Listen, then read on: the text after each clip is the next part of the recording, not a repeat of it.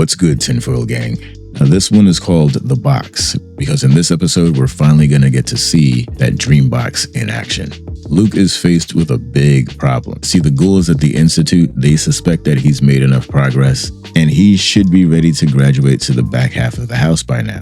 But he's got plans of his own that require that this remains a secret. Speaking of the back half, we do get some info on what's going on back there with Kalisha. Sigsby is still suspicious of Hendricks and Stackhouse, and it looks like she's closing in on their secret plans for Luke. And finally, Annie's sudden exit from the story has Tim looking into her death as a possible murder case. So Tim's real adventure is about to begin in this episode. Before we begin, a quick shout out to the channel patrons. These fine specimens keep this boat afloat, and I am forever grateful. Also, shout out to the entire tinfoil family while we're at it. It's time to get into episode 4. Buckle up, because it's time to dive. Episode 4 starts us off at the Institute, and we're dealing with Luke and Avery. And they're concerned about what happened to Kalisha. Avery's been trying to reach her with no luck, and they're starting to suspect that it may be the distance that's causing this to happen, or it might even be the design of the building itself. They also had to consider the worst possible option, that Kalisha is no longer. But it's right then that some new recruits arrive. A pair of twin girls named Gertie and Greta. While this is all happening, the big three are watching this meeting. Sigsby mentions something interesting. She says that twins might be able to amplify each other's powers, especially if their powers are underwhelming. I don't know, I might be out on a limb here. This might be too out there. But I keep thinking about Sigsby wanting to have a child and wondering if this kind of thing, the idea that people with powers who are related to each other might amplify each other's abilities, they could be going in that direction. Now, Sigsby goes on to bring up the PC thing again, and it seems weird at first, but she's up to something. The fun doesn't stop here because another new recruit arrives, and he's a little less enthused about the situation he finds himself in. In fact, he gets violent right away, pushing poor Avery for no good reason. Again, the big three are watching, but Sigsby decides to hold off on doing anything and watch. She's treating this like a live test of their stress response. So Angry Man here is showing no signs of settling down, and Nicky decides to take it upon himself to ease tensions with a little help from his friends. After things calm down a bit, they go outside for a breather. So the new guy's name is Harry, and he's still kind of angry. And now eventually Stackhouse arrives to whisk him away so that he can have his meeting with the boss. But before he leaves, we get confirmation that Luke has developed TP powers, but it's still a secret to the big bosses. This creates a new problem for him. If Sigsby and company find out about this, they will definitely graduate him to the back half pronto, which would not be good for their plans. Alright, so back over to Tim. The last time we saw him, he discovered the ugly truth about what happened to Annie. He's pushing the idea that Annie did not delete herself. But her reputation prevents the rest of the cops from believing Tim's version of what happened. They're simply not interested in pursuing this as a murder case, and they laugh at the idea of doing any real investigation into this, unless, of course, they have a real reason to believe that there was foul play. Chief Ainsworth was kind of out of pocket here because he starts hinting at Tim's past in front of the others, and he reminds Tim that he's not a real cop, just a security guard. That doesn't go over well with Tim, and he kind of storms out of the station.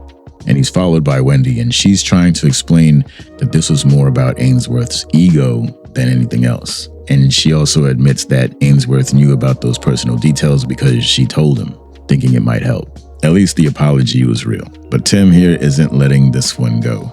The investigation, that is. If I had to guess, Tim's new quest is going to take him right to the Institute, just in time to be of some assistance to those captured kids. Now back at the Institute, the boys are waiting for Sigsby to bounce before they proceed with their shenanigans. Tony gets the call and he scoops up Luke for some secret testing. This time, it is the Dream Box test, and our contestant is Luke Ellis. Now he's not supposed to be ready for this yet. This goes against company policy. But Tony's enjoying this. Hendricks describes the purpose of the Dream Box as a psychic cleanse of sorts. It should improve the subject's ability to access their powers. The way it seems to work is that the box produces pain in the subject, which, like fear, seems to be a good trigger. According to Hendricks, physical pain works really well as a trigger, but in order to connect with the hum, one must be physically divorced from oneself. This makes the physical pain kind of pointless, thus the existence of the Dream Box. It solves that little problem. But he also mentions that the pain stops when they're connected to the hum. It sounds like connecting to the hum seems to result in an out-of-body-like experience. So once the test begins, we watch Luke as he's bombarded with strange sounds and images that are supposedly sourced from his own mind. We do get some pretty ghastly stuff here. Now let's switch over to Tim real quick. He is at the scene of the crime. This is Annie's old tent home. Now he's digging around and he comes across a map. Here's a freeze. By the looks of it, this is a map of the Institute's location. You can tell by the guarded bridge over the river. This matches up with the scene where Michelle is leaving the facility in episode 1. Kelly Sloan is referenced here with a phone number.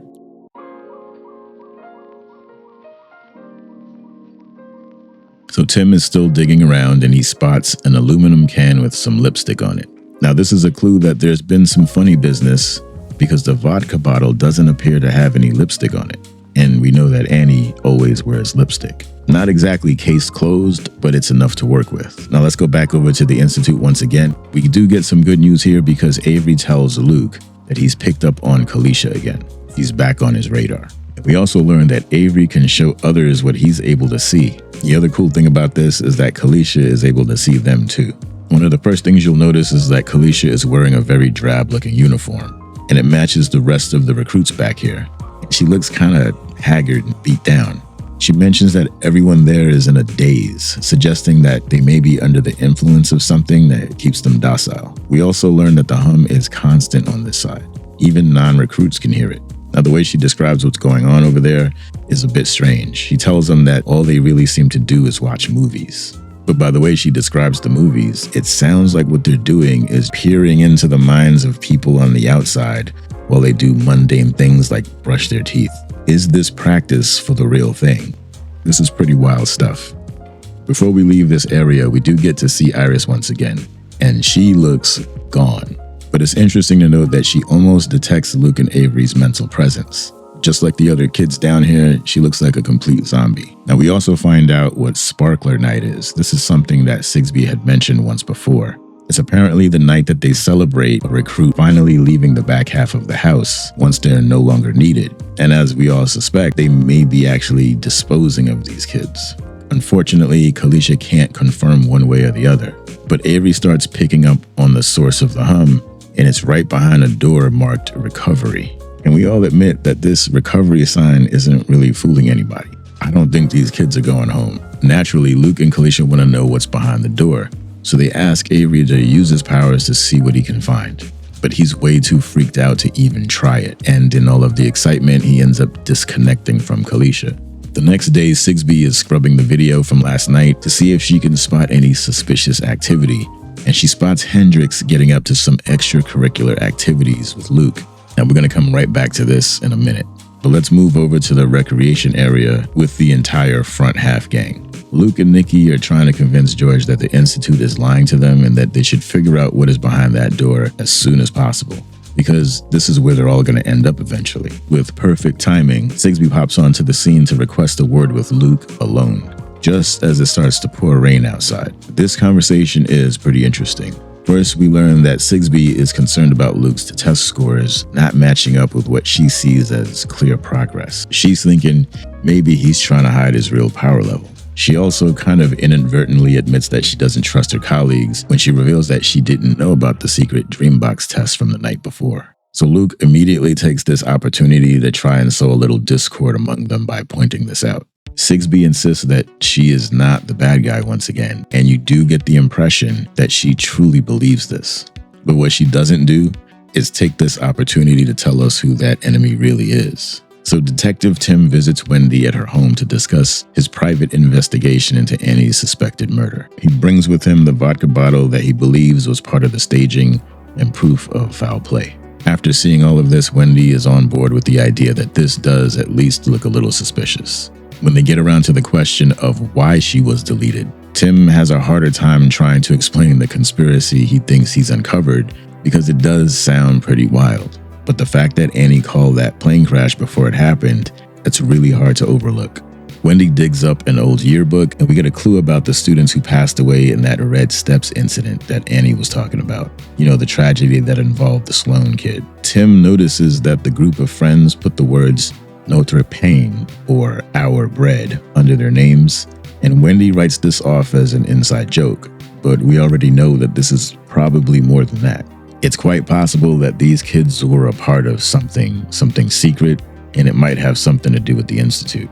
Before the scene ends, Timmy and Wendy have one of those "aw shucks, we almost kissed" moments. So yeah, Wendy is doing a little more than warming up to our boy Tim. Alright, so back to the front half of the house at the Institute. Harry, the newest recruit, he's still in a bad way, and he's being dragged to his room by Tony when they run into Luke in the hallway. Luke seems to think that Harry is in way worse shape than he should be, and it might be time to see a doctor, but Tony isn't interested in hearing any of that. Harry ends up leaving a little present in the hallway before being thrown into his room by Tony, so Maureen shows up to clean up the mess, and Luke seizes this moment to confront her, with the goal, of course, of persuading her. He's essentially shaming her for working here, when he knows that she knows what's really going on. Maureen is a sympathetic character, and she seems to have a good conscience. So she invites Luke to have a private talk somewhere where the walls don't have ears. This is near the ice machine, and according to her, it's here in the playground where they can have a safe place to talk. So Luke wants an explanation. Why isn't she doing anything about the insanely immoral and probably illegal crap that they've got going on down here?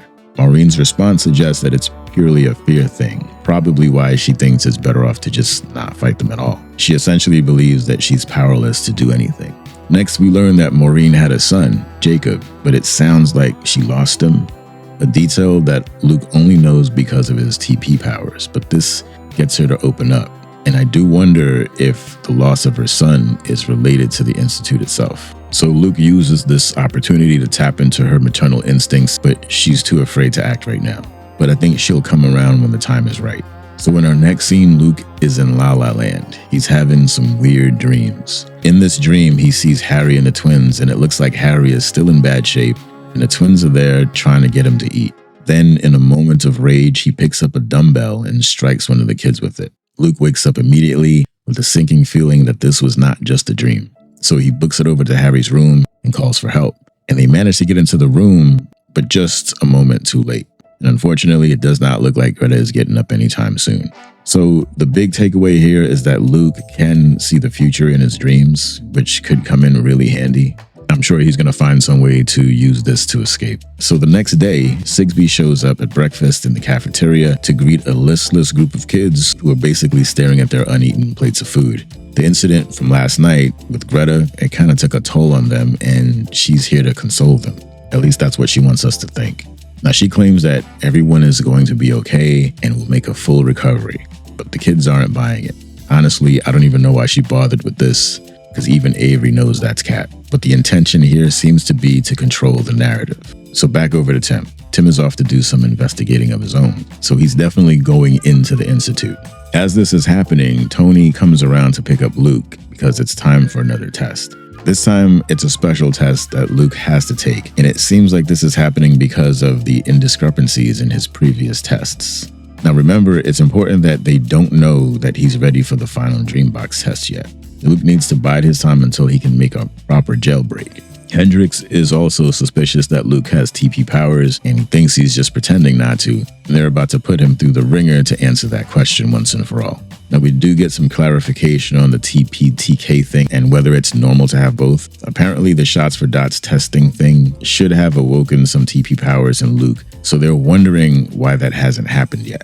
So yes, it isn't that unusual for a person to have both abilities, but it seems to require a little coaxing from an evil scientist. So Luke gets into the chamber reluctantly as Hendricks asks him to read his mind and call out the animal he's thinking of. They end up gassing Luke because he refuses to guess, and the cycle of torture begins. They go through this a few times, but Luke gives them nothing. In fact, Hendricks almost believes that Luke is telling the truth for a minute, but I think it's more likely that he was just impressed with Luke's resilience. So Luke comes out on top, but they're still suspicious that he's hiding it, so he's not out of the woods yet.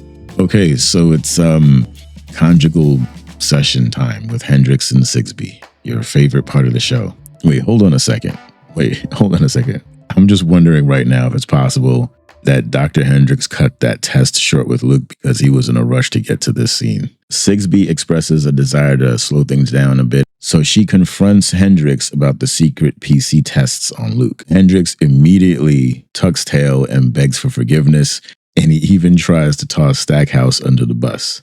But I think a very big clue that we got out of this conversation comes when Sigsby refers to the PC track as a process for turning kids into precogs, which is short for precognitive or precognition, a word that is usually reserved in sci-fi for persons with the ability to see the future. And we may already have a precog on our hands. So this is what PC stands for, precognition. It seems like a godlike power to have. No wonder they make such a big deal out of it. Sigsby decides to derail their little side project and demands that Luke be packed up and sent to the back half stat. Hendricks pushes back, warning that a recruit that hasn't developed TP powers yet won't do well when connected to the hum for some reason. So it sounds like the candidate needs to have both powers at a certain level when connecting to the hum.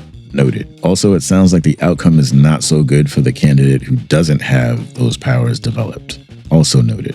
But right now, they've got a bigger dilemma on their hands because they don't have definitive proof that Luke has TP powers. So it would be very risky and unwise for them to push him through, not knowing this for certain. So Sigsby eventually relents and decides to leave things as they are, sparing Hendricks in the process, which I'm sure he's relieved for. But before she leaves, she says she's going to figure out whether Luke's got those TP powers herself. So when Luke is finally escorted back to his room by Maureen after the harrowing experience he just had in the tank, Avery taps into her mind again, and we get this scene that turns out to be kind of a big deal. Avery discovers that Maureen works in the back, or at least she's been back there before, so he can tap her mind and get the information about the back that they need. And he's seeing all of this right now, but you're gonna have to wait until next Sunday to find out what he saw. Yes, I know the feeling. That is the end of episode 4. Thank you for watching. I hope you enjoyed it. And if you did, you already know what to do. The good news is we're finally caught up, so my coverage of episode 5 won't take nearly as long. As always, big shout out to the patrons. I see you. Be safe out there, tinfoilers. And until next time, off you go.